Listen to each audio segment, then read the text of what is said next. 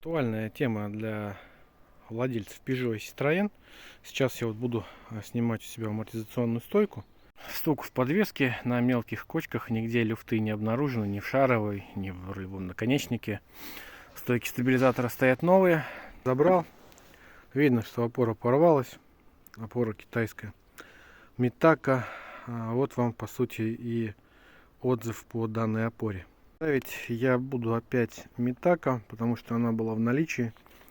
Вот, посмотрим, сколько еще раз проходит. Я заметил, в основном выходит из строя слева, все время разбивает.